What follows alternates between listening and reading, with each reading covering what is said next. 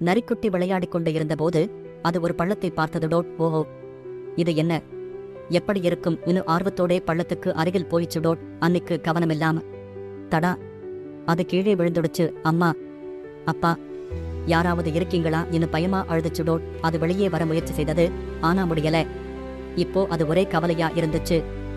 அந்த நேரத்துல மெதுவான பழைய அறிவாளி ஆமை சத்தம் கேட்டுட்டு வந்துச்சு. டோட், ஏய் குழந்தை, பயப்படாதே, நான் உனக்கு உதவ வரேன் மெதுவா சொன்னது. டோட் ஆனா நரிக்குட்டி ஆமையை பார்த்து மெதுவா வர்றதை கேட்டோடே முகம் சுழிச்சுச்சு.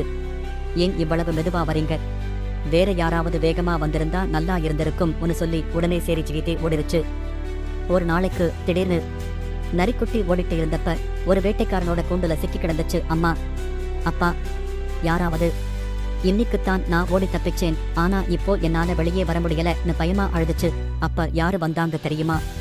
ஆமையே அது நிதானமா மெதுவா சமாளிச்சு வந்துச்சு. டோட் நான் மெதுவா வரேன், ஆனா உதவுறதுக்கு கண்டிப்பா வரேன்னு சொல்லி ஆமை தனது வலுவான உடம்பான கூண்டை தள்ளி நரிக்குட்டியை மீட்டெடுச்சு.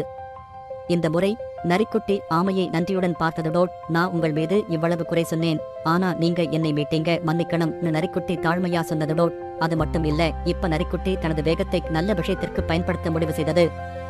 நான் உங்களுக்கு உதவி. அந்த நாள் முதல் நரிக்குட்டியும் ஆமையும் நண்பர்களா ஆனாங்க. நரிக்குட்டி இனி நன்றி மறக்காம நல்லதுக்காகவே தன் வேகத்தை பயன்படுத்த முடிவு செய்தது. அதனால டோட் நம்ம யாராவது உதவி செய்தா நாமும் அவர்களுக்கு உதவணும். நன்றி மறக்காம இருப்பதுதான் நல்ல மனிதனின் அடையாளம்.